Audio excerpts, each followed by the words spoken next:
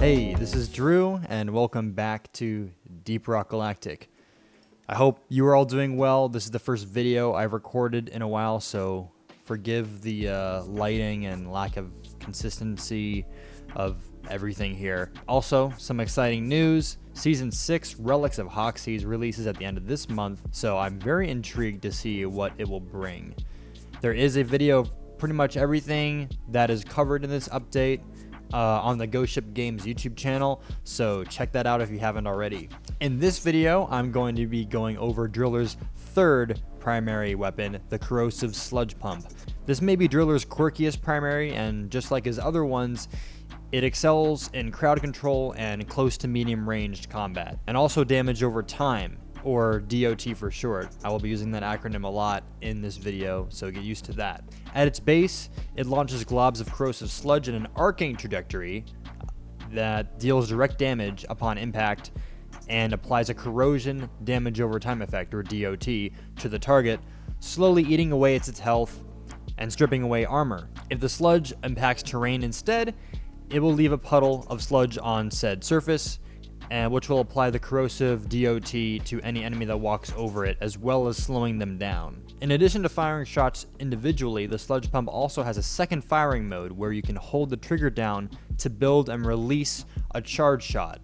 This projectile is larger, deals more damage on impact, and will split into several fragments upon hitting an enemy or any surface. This is great for area coverage and can be upgraded to release more or fewer fragments, as well as different size fragments with the use of certain overclocks. Like Driller's other primaries, this Corrosive Sludge Pump really shines in smaller spaces where there are more surfaces for the sludge to stick to, as well as dealing with large groups of enemies. You can create a gigantic slow zone during swarms that slowly kill enemies as they traverse the sludge puddles, which will make your life a lot easier. The Sludge Pump does have its weaknesses.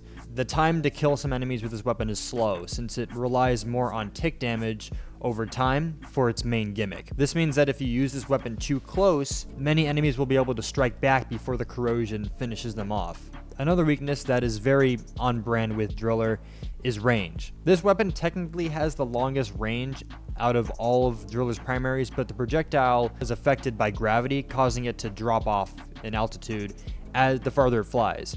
This makes it so that you have to arc your shots to hit enemies, and it can be difficult to reach certain distances or hit enemies very far away in many cases. Now that I've explained how the Sludge Pump works, I'm going to go over my top 4 overclocks, just like my other 2 videos, my top 4 go-to overclocks and how to use them effectively.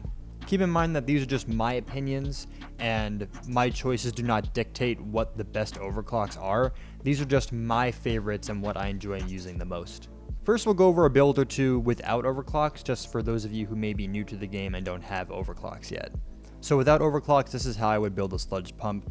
In the first tier, I would go with the better air pressurizer, which increases the projectile speed. The shots that launch out from this thing are pretty slow, and so having something that's a little bit more responsive and will travel quicker helps you land your shots a little bit better. It makes it so that you don't have to lob and arc your shots, as well as also like lead your target so much if it's moving.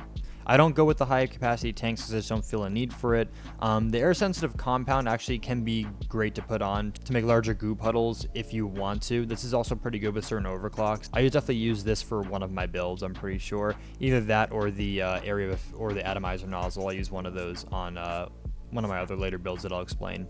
In the second tier, I like to take Potent Goo Mix. It makes the normal shots do more damage on impact. I like to fire this normally a lot, as well as using charge shots. I pretty much do it 50-50, but I do like being able to just tap fire this at enemies, and one shot will kill grunts easily and pretty quickly, especially with this mod on. So that's where I go on tier 2. You can also go with the atomizer nozzle if you want to have more area coverage. This is never a bad option either, so I normally would go with one of these two. In tier 3, I go with the more goo canisters. This just increases your ammo that you would have with the weapon, which is always nice. I think the ammo economy on this weapon is pretty good at it's pretty good at its base, but I like having the extra ammo. Whenever I have chance to take an extra ammo canister for weapons, I usually take it if there's one of these in the tree. In tier 4, I take the spillback extension. This makes it so that you spend less ammo while charging. I don't really need a faster charge speed. If you're spacing yourself well enough and kiting well enough, you won't need this at all. This is pretty, this is pretty good. It's a nice quality of life adjustment, of course, but I just really like this one because this one helps your ammo economy, specifically when using charge shots. So that's really nice to have. And in tier 5 here, both of these options are honestly really good.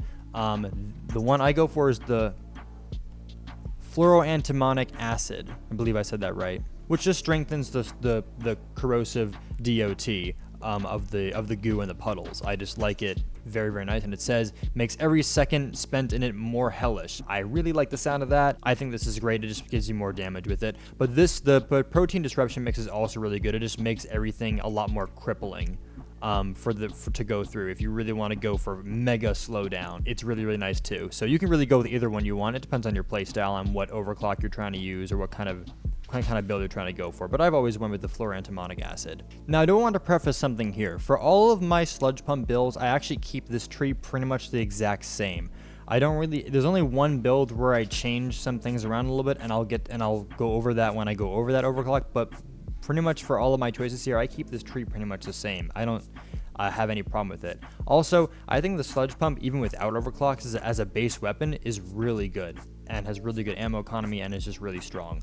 So even without overclocks, this weapon rules. It is amazing. I want to make sure I get that out there, and why I may not show the tree for every single build I'm going to go over here, because it remains the same. So just, if you want to play like me, use this tree for almost all of the overclocks that I'm about to go over, and you'll have a good time. Before I go over my number 4 spot on the corrosive sludge pump overclock list, I would like to give an honorable mention to Combustive Goo Mix. This is a balanced overclock, and it reads, adding ammonium nitrate to the sludge mixture makes it explode when exposed to high temperatures. This new sludge mix has a thinner consistency, increasing the ammo cost of the sludge pump's charged shot. It also smells even worse. So this is a really, really fun overclock to do, especially with friends. It's a little bit weaker when you're by yourself, I'd say, because what it basically does is makes your sludge pump puddles, which are flammable to begin with, makes them explode when ignited with anything fire-based. The reason why I say this is better with friends and more people is because there are more sources from your team to ignite your puddles than just yourself. And there's really only one way to really ignite your puddles: by yourself. So any enemies that have the goo on them will have an explosion happen inside of them if they're lit on fire, and vice versa. So if an enemy is on fire and you shoot a glob of goo at them, it will cause the explosion as well. This also works for your puddles when they're on the ground. If you shoot anything fire at the goo puddles on the ground and ignite them, they will explode, and they can cause a chain reaction to any other puddles that are around it. So if you do a charge shot, it'll chain to all the puddles around, creating a bunch of explosions. It's really, really satisfying and very, very effective. However, it does increase the ammo used when you use a charge shot, so you have to use it a little bit more sparingly. Also, when enemies are burning, they will be doused after the explosion, so you will have to beat up their heat meter again to trigger it once again. So this is how I would build it, but I'm going to show you what you need to do solo to ignite your puddles. As a solo driller, you don't really have any secondaries that do any fire damage except for one option here, and that would be the experimental plasma charger, specifically with the Burning Nightmare mod in tier 5. I normally love going the thin containment field here, because I just like being able to, shoot a charge shot out and then shoot it again and have that big explosion. You can use it to mine resources and cause holes in surfaces and kill a lot of enemies at once. And I think it's just a cool gimmick to begin with. I think it's really cool, and it rewards skilled play with it. However, Burning Nightmare is the choice here if you're running Combustive Goo Mix, because it adds heat damage to your shots. What you can do is you can shoot the sludge pump into an enemy or onto a surface, and then shoot it 3 times with this weapon that will build up its heat meter to the max, which will cause that explosion effect. What it also does, it makes it so that your charge shots with the EPC, instead of detonating when it hits terrain or an enemy, it will actually pass through enemies before exploding at the end of its lifetime.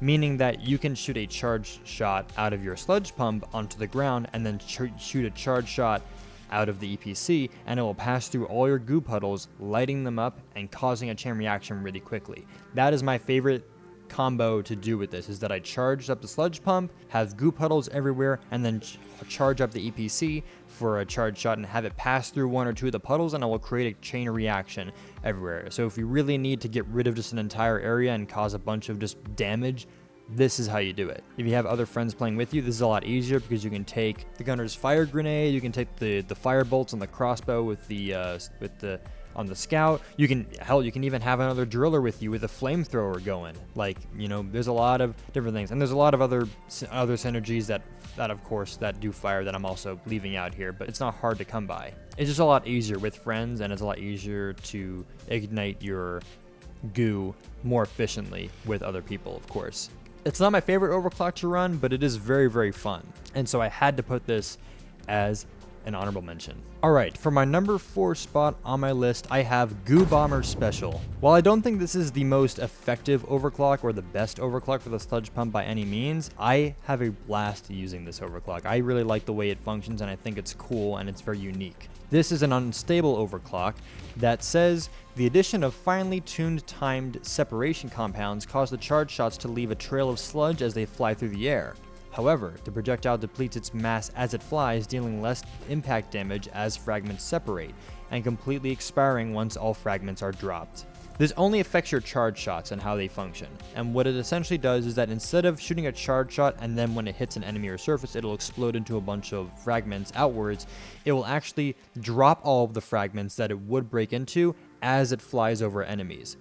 It drops them on bombs, just like the goo bombers in the game, how they do those flybys and they drop all that sludge in big trails of lines. That's what this is, but now you get to do it. This is definitely only useful in more niche scenarios, which is why it isn't the greatest overclock for it, but I still love doing it, is that this is very linear. Your charge shots will only do damage pretty much in a line, and you want to lob this over enemies instead of at enemies or at surfaces, because you want this thing to travel as far as it can to get the most out of each charge shot. The moment this shot hits an enemy or a surface, it will stop dropping the fragments, because when it hits something, it doesn't break. If you shoot this point blank into something, you're kind of wasting a shot. This is one of the few cases where I actually say fighting in bigger spaces is actually better with this particular overclock, which normally really likes us to fight in smaller spaces. This works fine in smaller spaces too, you just gotta be careful where you're shooting this thing.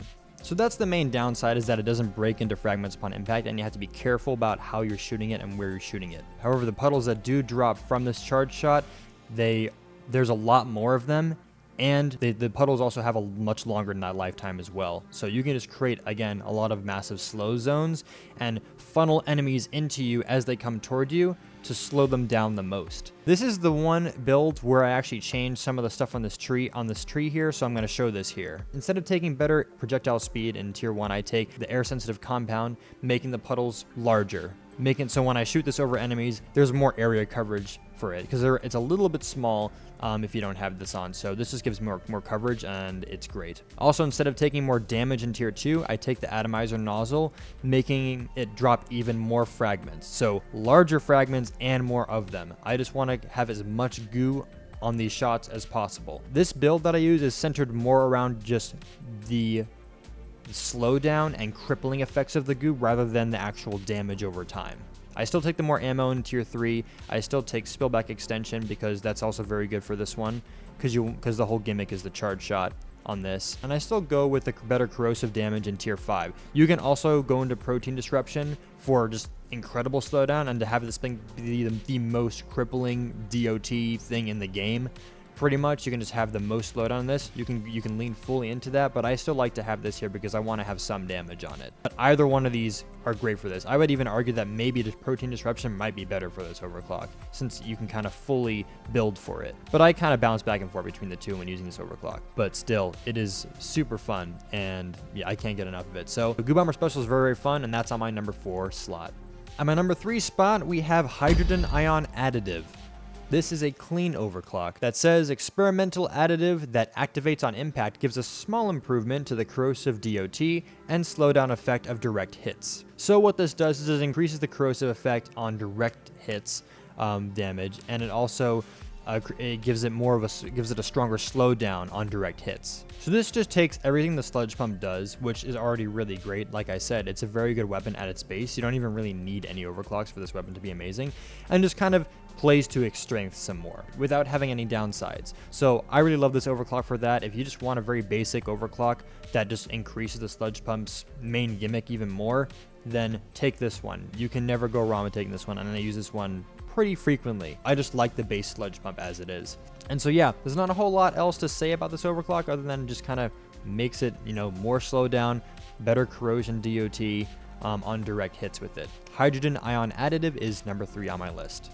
And I build this the same way I would with my other builds, but here it is again if you need to see.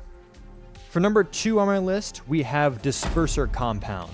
This is a balanced overclock that reads, charged shots break apart into more fragments on impact, and each fragment is more potent. However, the initial damage of the charged projectile impact is reduced. This, in my opinion, is one of the best overclocks on this weapon, and is also one of my favorites to use. It is very, very effective at total area coverage. This gives you 4 more fragments that it breaks apart into when you use a charge shot, and it increases the damage of those fragments. And the only downside to this is that when you shoot a charge shot out, the initial impact of it hitting an enemy is less. But that's not really what you're doing with this thing. The main thing you want to do with these charge shots is to spread goo all over an area. And this overclock does exactly that and is very, very effective at doing that.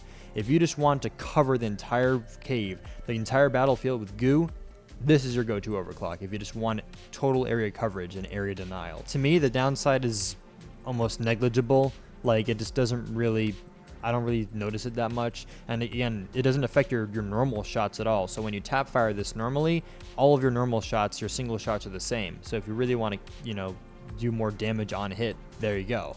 And I would build this the same way I would with my other Sludge Pump builds, minus Goo Bomber Special. So yeah, that's number 2. And at my number 1 spot for the Corrosive Sludge Pump, we have Volatile Impact Mixture. This is another balanced overclock. This says, special mixture greatly increased projectile impact damage. However, the volatile compound evaporates quicker, reducing the duration of the corrosive and slowdown effects as well as the puddle lifetime. This is also a really good overclock, and it is my number 1 go-to overclock. It doesn't do anything crazy to the Sludge Pump in terms of gimmicks, but again, I love the way the Sludge Pump functions normally, and this just gives me exactly what I want with it. It increases the damage that your normal shots will do. Charge shots also get a damage bonus. This comes at a cost of that the corrosive effects and the slowdown effects are shorter in length, and also your puddles don't stick around quite as long, but still plenty long enough for my liking. This benefits you a lot more if you use the Sludge Pump just normally and shoot a lot of normal shots at enemies, which I like doing. This gives you a quicker time to kill on a lot of weaker and medium enemies, which is really, really nice as well. A lot more direct damage, so if you want to use this more as like an actual damaging tool and you don't have to rely on the DOT as much to finish them off, this is your go-to. And that helps me a lot in a lot of sticky situations. It can also allows me to fight a little bit more up close with this thing and not worry about being hit too much before they die to the corrosion. And here it is, the same way I build my other builds. It's the same thing, but with the Volatile Impact Mixture right here. But yeah, that's my number 1 go-to overclock, and I hope you guys enjoyed my takes on this video. Again, these are just my opinions. These are the ones I have the most fun with and the ones I enjoy using the most. So yeah, I absolutely love this game. It's been a while since I've recorded a video, and it's been a while since we've seen anything new in this game either, outside of the stuff that Ghost Ship has been doing with Rogue Core. And so yeah, I think maybe next time I do one of these videos, I'll go over Driller's secondary weapons, and then maybe I'll do some videos on some other classes as well. I am a Driller main, so that's where my expertise lie. So I don't know if I'm not sure if I'm really knowledgeable enough to give my opinions on the other classes yet, but maybe if you guys want some more out of this, I'd be totally open to covering some of my favorite weapons and overclocks on other classes as well. But thank you guys for watching this video. If you like what you saw and you want to see more, leave a comment down below letting me know. Leave a like on the video if you liked it, and be sure to hit the bell to get notifications for when I upload next. Thank you all so much for watching, and as always, I will see you guys next time. See ya.